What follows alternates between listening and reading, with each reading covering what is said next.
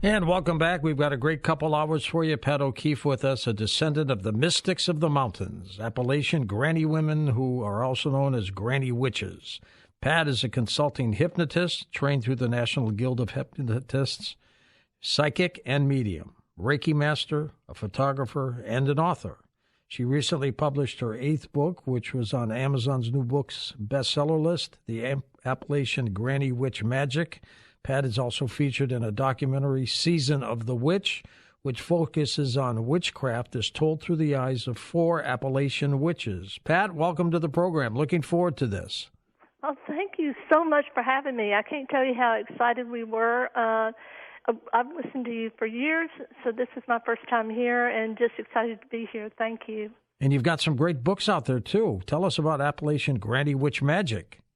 Well, this is something that's really, really cool in that these women would have never called themselves witches, but other people in the community would.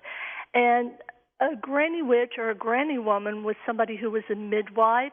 She would have been considered maybe a head witch.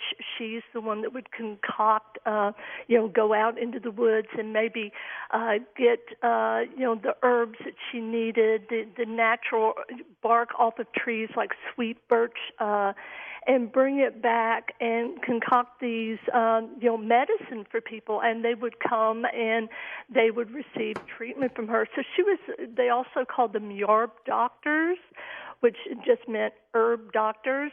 And they had such a profound, track record. Like in 1775, there was a doctor. His name was Dr. William Whitney, I believe. And he noticed that there was an old woman, and when she would come to people and she would bring her handful of herbs with her, that they would get better. And he noticed that there was a pattern in people who had like congestive heart failure. And he noted what she was doing, and he noted that foxglove was the herb that seemed to be the miracle cure for some of this, especially like water buildup around the heart. And so he took that knowledge, and of course he went on. He got all kinds of accolades and awards for this, and he's written down in history. But the original woman who did this, the old woman who we would call a granny witch, is lost to time, and that's unfortunate, her identity.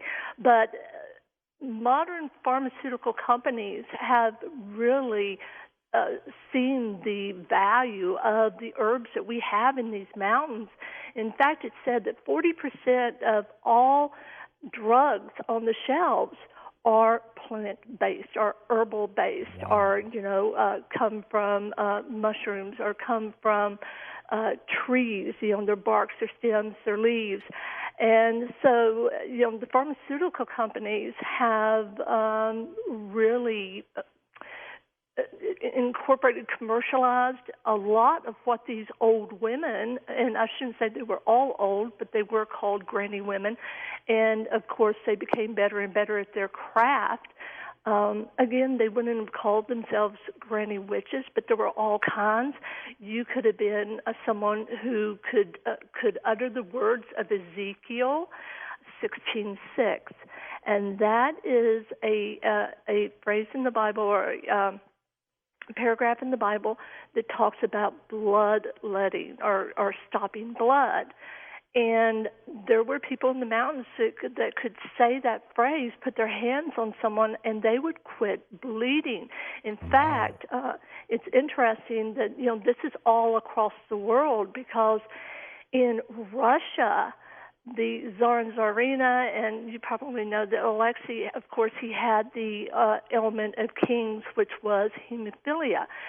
And so, the mad monk, Rasputin, had that ability to stop blood, and they would call them blood stoppers or blood witches. And he could lay his hands on him, and he could, either say this phrase or he would pray over him, and the boy would stop bleeding. And that's how Rasputin got such a handhold in the, mighty Russian Empire of that day. again, going back to the mountains, because there's correlations. These women, and there were men who were also yarb doctors, or they would call them moon doctors, but they were primarily known as granny witches or cunning folk. And so that's what a granny witch did. She contributed so much to her community through her ability to heal naturally through nature and knowing nature. Pat, when most people hear the word witch, they think of somebody putting curses and hexes on people. That's not the case here, right? Absolutely not. In fact, I call myself a witch, but it's just because that's what other people would call you. No, we're really, and my ancestors who were granny witches, very much women of faith. We believe in God, and the Bible was at the core of all of their magic. They would go to the Bible. In fact, they would even protect their families. They would, some of them would write the 23rd Psalm down, and they would fold up the paper, and they might pin it to their hat or to the inside of their clothes. And that was to protect themselves. If they wanted to protect their family, they would open the Bible to the 23rd Psalm and leave that open as a measure of protection against evil, so that evil wouldn't enter their household. The Bible was very much at the core of what we would consider today, magic. And if somebody was like hurting, if they were, if they had arthritis, or if they had any kind of bone ailments, then they might recite Proverbs 16:24 or the Lord's Prayer. The Lord's Prayer really, when you start looking at their magic, it comes up quite a bit, because as we know, that is a beautifully written psalm that talks about how God walks with us, and we walk with God, even through the valley of shadow of death. I mean, through the worst of times. And so it was front and center. Their faith was front and center. And we forget that when a prayer is answered, if someone considers themselves pagan, they would call that a spell. Well, for these old granny women, they would call it a prayer. And I'll give you an example. My great-great-granny, very much a woman of faith, but back in the day, up in the Appalachians, you didn't get an education. You were poor. We were poor people. We were proud people and good people, but we were poor. As a whole, West Virginia is where I grew up. And so my granny never got any what we call learning in the mountains. And so she prayed to God. She prayed to him for years. And she said, God, if you just let me read, I promise you the only thing I will ever read is the Bible. And do you know, true story, that woman woke up one morning, she turned that Bible, opened up that Bible, and she could read. And for the rest of her life, the only thing she ever read was that Bible. And my grandpappy, he got some learning, because in the mountains, the men would be sent to school, and they'd get at least a third grade education usually, which means they learned, rudimentary reading, and they could continue on with that, and my grandpap did. And so he liked them old Westerns, because they were big back in that day. And my granny, because she had promised God that she would only read the Bible, I guess she thought that she was looking out after him, because every time she found one of his books, she'd burn it. And my granddad finally said one day, he said, now, Nan, he said, you made that promise. I didn't. But that's the kind of magic that these women could do. They had such faith, and they believed. I mean, in the Bible, of course, all through the Bible, it talks about faith and believing in what God can do, and these women did, and these men did in the mountains. And, Pat, you were recently part of a new documentary called Season of the Witch. What is that all about? Oh, this was so exciting for me. I have to admit, I was a little hesitant about this, because I was worried about how it would be portrayed. Yes, you can imagine. So how it would be portrayed. But the director is Jerry Sword, and the cinematographer It's Terrell Lee. Both of them just handled the material with respect, and it was a wonderful experience. And by the way, if anybody would like to see that for free, it's on Tubi. So it's streaming for free right now. And if you don't want to, have commercials, you can always go to Amazon Prime. But yes, it was an exciting experience, and it was so nice to be able to get out information. One of the things that we really are, that he focused on was this whole idea that one of the last places or people, if you will, that you can be openly biased against are witches.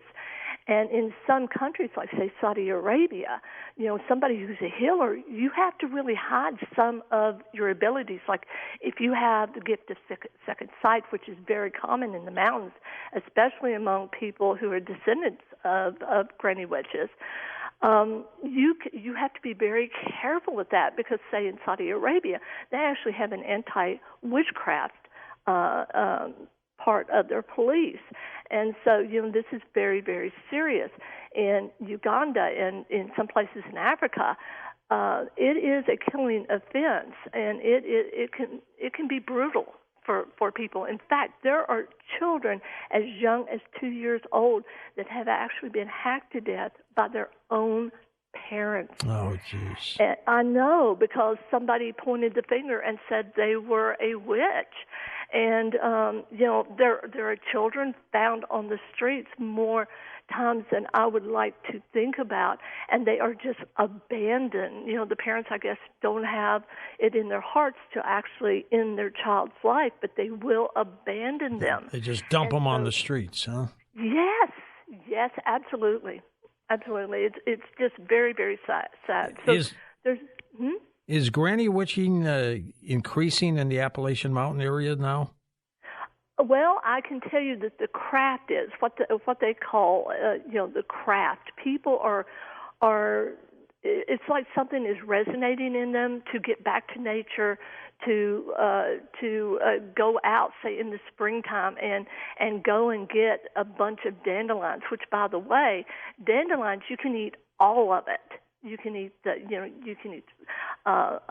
flower, you can eat the stalk, the leaves, and it's one of the very first things, of course, that come out in the spring, and people don't realize it's one of the. By the way, I'm going to tell people right now, make sure you're not allergic to anything, but this is what the people in the mountains would do. They'd go out and they'd start, digging up those dandelions because they were one of the first things out. They were, fresh, good, nutritious food, and they would fry it up. They might stir it up with a little bacon or bacon fat. Really? Yes, it's really good. I've actually taken the flowers before and dipped them in egg and a little crumbs and fry them up. They're really good. Mm-hmm. Now, tell me, in terms of witchcraft, what is your definition of magic? Oh, I love this. Now, I'm going to get myself in trouble here. I always do, but that's okay. Sure, why not? my definition of magic is it's something that evolves or happens that wasn't there before. For instance, there are certain people, and there are bloodlines of people that are born with the ability to use energy around them, right? That energy, again, is God's energy. And so they're able to pull that energy and create a reality, if you will, or part of their own reality that did not exist before. And I'm going to tell you an example. I was sitting now I've got a master's degree now, and I've come a long way from that tar paper shack I grew up in. But when I was, I'll never forget, I started working full time when I was 16. I was 21. I was sitting there, and I said to God, God, is this all I'm ever going to have? Is this all I'm ever going to do? And I looked down, because when you really come from the heart with something like this, it's heard by the universe. And I looked down, and I saw a college catalog that I swear I don't remember seeing it there before. And it was right next to my sewing machine. I was in a sewing factory. And I called that college, and I said, listen, I said, I'm bright, I'm ambitious, I'll work hard, but we're poor. And I'll never forget that financial aid officer. He said, Pat, he said, if you can get here and you can make the grades, I'll keep you here. That's magic. That's magic. We call it practical magic because it's not like Harry Potter and, you've got the glitter. It's just things come about that may not have come about before if I had not put that spell or that wish or that prayer, whatever people want to call it, into the universe. Are you considered Wiccan, Pat? No, I am not a Wiccan. And all respect to them, but that is a religious path. And I am on a spiritual path that is not that religious path. You see what I'm saying? Who got you into this? A family member? Oh, yeah. Yes, my whole family. My mother was, she was a palmist, and my grandmother, I know you're not going to like this, but back in the old days, you have to understand, my granny was born in 1910, right? And that was, 1919, 9 years after Queen Victoria died. And during Queen Victoria's reign, it was the rise of spiritualism, which means that they called them spirit boards. They call them Ouija boards now. But they were in about every parlor in America and in Europe also. So my granny was raised with that. Now, that has never been a tool that I use. Good. You're safe that way, right? Yeah. For me, it doesn't feel right. Do you see what I'm saying? But for my granny, she grew up that way, right? And so that was her tool. And I will tell you something, that she was incredibly talented. One time she told me, she said, Pat, she said, that old board told me, that's how she could talk, that old board told me that I was going to fail my driver's test. And my granny was the world's first driver. She could drive off the road just at any given point. We lived in fear when we rode with her. Don't go drive with Granny, right? Don't drive with Granny. But she said, the board said that I'm going to fail my test again, because it was the third time that she was going for her, to try to pass it. I'm going to fail it, but I'll get my license. Well, she got the same old cop, because let's face it, it's Lewisburg, West Virginia, and so it's a state trooper. He's a real nice man. But he goes around the block once again, and once again she fails. And he said, ma'am, he says, you've failed this 3 times now, but I'm going to go ahead and give you your license. So the old board was right. It always is, in a strange way, right? Yeah, for her it was, and she was comfortable with it. But like I said, it's definitely not my tool. Can anybody practice magic? I think most of us do. Now think about this: when someone is ill and we are praying over that person, that's what we're asking for. We're asking for a little bit of magic and healing magic, right? We're asking for God, or divine energy, I usually call it divine energy, because I always see God as something bigger than what our puny human minds can really put together and to create. I think that sometimes we try to make God in our own image, when really it's God is so much more than what we can even imagine. Pat, stay with us. We're going to come back and chat with Misty Connor, and then both of you join us in our second hour for phone calls. And welcome back to Coast.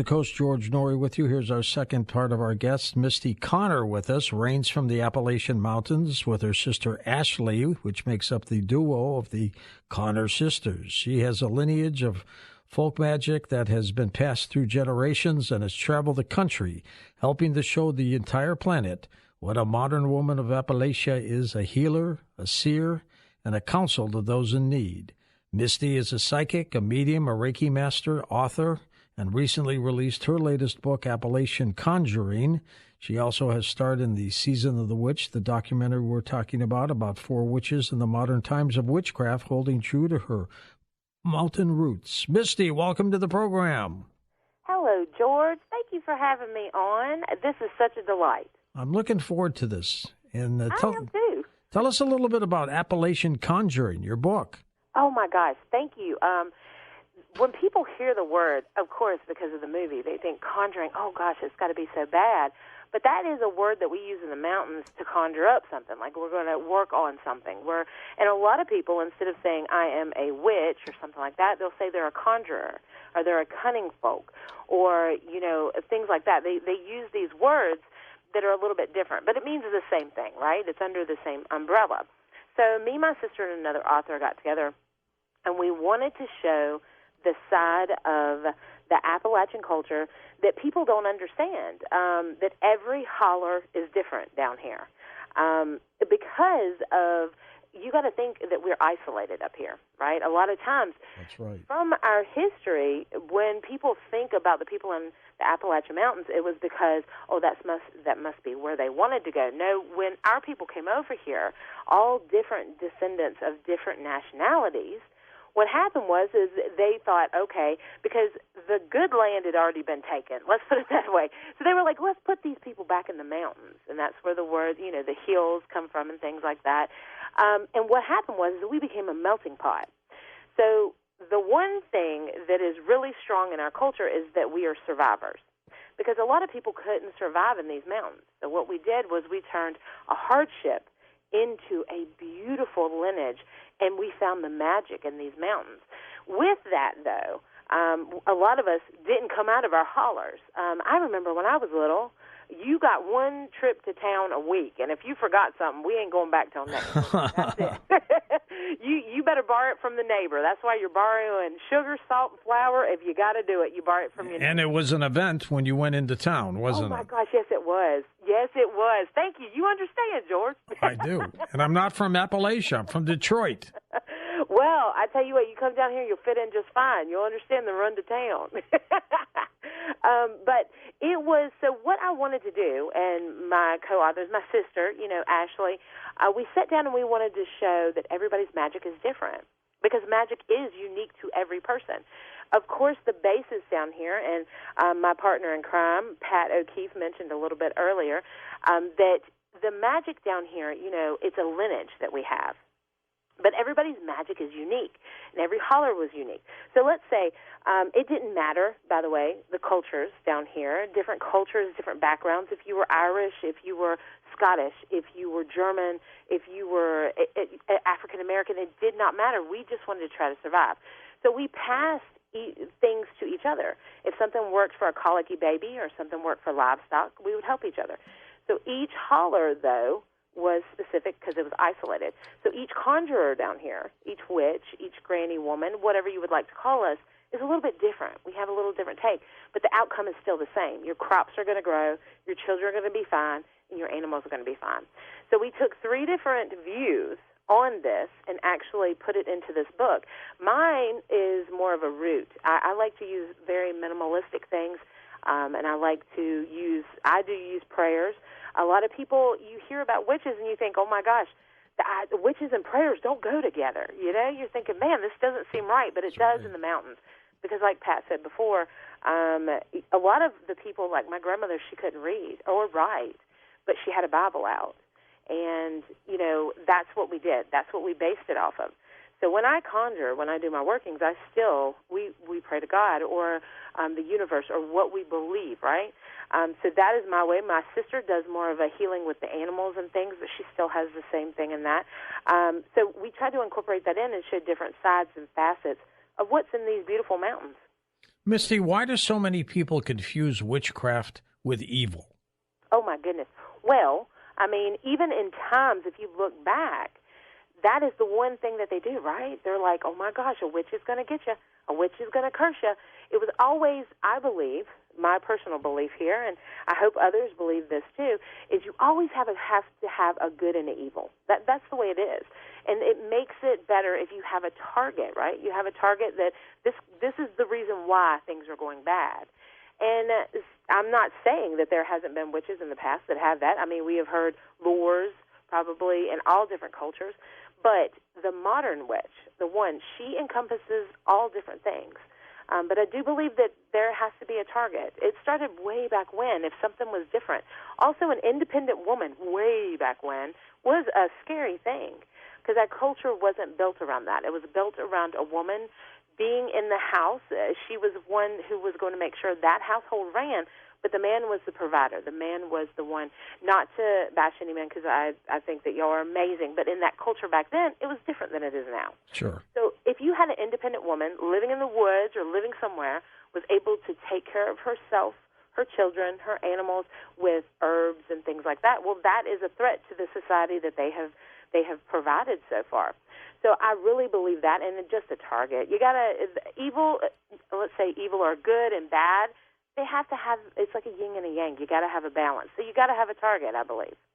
Interesting take. Now, you're part of the documentary, The Season of the Witch, as well, aren't you? I am. Yes, sir. Did you have fun doing that? You know what? George, I try to have fun at everything, sir. But yes, I had an amazing time. It was, and like Pat said before, you're always apprehensive about going into something like that because the truth is the writer, the editor, they can turn it a completely different way. And you want to make sure that your craft, something that you love, some magic that's coming from you and a lineage is held to the most respectful place. And that's what I wanted to do. That in my part in this, and I kept telling the people, I just want to show our side of things, to know that the magic that comes from these mountains is more of a struggle, and our overcoming these things to be a proud people standing out saying, you know, we've survived, we're educated, we're strong, and we want to lead this going forward. So that's what I wanted to do. I wanted to make my people, the Appalachian people, proud and to say, okay, we don't got to be scared of this, you know, because a healer and a witch walk the same path. And I really want people to understand that. A lot of cultures will dub what we would in our society a witch, they'll dub them a healer because that takes on a different note. That lets you be okay. You're not scared of a healer. They're going to provide something to you. A witch, she's going to curse you.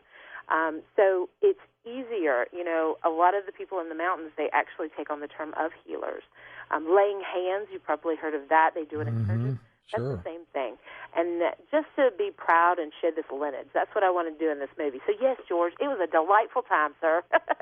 And are you saying the documentary captured the right flavor of witchcraft and magic? I do believe it was done very respectfully, yes. And it was done in a way that we could give our voices. Do I think it could be more in-depth? Yes, there are so many different facets. And this was just a peek at it. So I challenge and I hope that there's going to be many, many more things coming from Season of the Witch, putting that out there in the universe because there's so many different diversities of being a witch and taking that term. We are Appalachian witches, but that's a drop in the bucket of all the different types out there. So, but yes, I think it was done beautifully, and I hope it does more so. I hope it continues to go. And do you think the Bible mends with this? You know what? I think the Bible can mend with anything. I truly do. The Bible is an amazing book, whether you actually practice from it or you're somebody who just understands the power of it. People have put down their stories in this. They have, and then with that, people have prayed to this Bible. Even if you take out all the religion and stuff like that, this is a powerful source. They have given all their hopes and their dreams to this as prayers. And it is, I think the Bible can pair with anything, George. I think that if you put the Bible anywhere, that it's going to find its way, just like in them hotel rooms where they used to put them in everybody's drawer in the hotel rooms. I'm thinking that the Bible could fit anywhere, sir. Yes, sir. Until everybody started stealing them. I know. You know what I'm thinking? Those are the people that needed it the most. Well, if you're going to steal a book, you might as well steal the Bible, right? That's true. That's true. Maybe they'll read it. You know, you can just hope for that. Now, when you hear the term witch, you listen to it in a different way. But again, back to most people, they think of it in a different way. How do you convince them otherwise? I believe proof is in the pudding, George. I truly do. If I am walking a path, and I'm not saying everybody has to be like this. This is just what I say for myself. Everybody, I believe that, like I said, magic from a witch, right?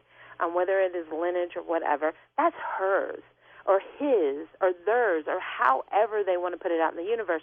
They have to take a little energy from themselves. So I truly believe that if you think in the terms of witch is bad and you see somebody doing bad things, it doesn't matter if they take on that term of witch or not. They're just going to be a bad person to the core. So what I'd like to challenge anybody out there, if they hear the term witch, look at the person, not what you have preconceived of them to be, but look at them. Are they doing good work? Are they doing good things?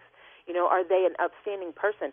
You treat a witch and think of a witch the same way you do anybody else. That's the way I look at it, and I hope that other people look at it like that too. And if I could just shed that on somebody else to say, okay, maybe you should look at it like this, I think that it would help a lot.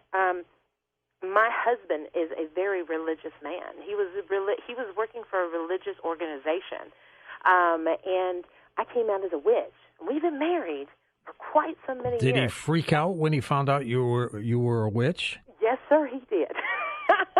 Because all these preconceived notions, I love, that this question I think was made for me, by the way, because he did. And it was a hard time in our marriage because he couldn't get over that preconceived. He thought, hell, damnation, all these things you would think in the Bible Belt, right? Because he grew up in it. And when he married me, I was on that path too.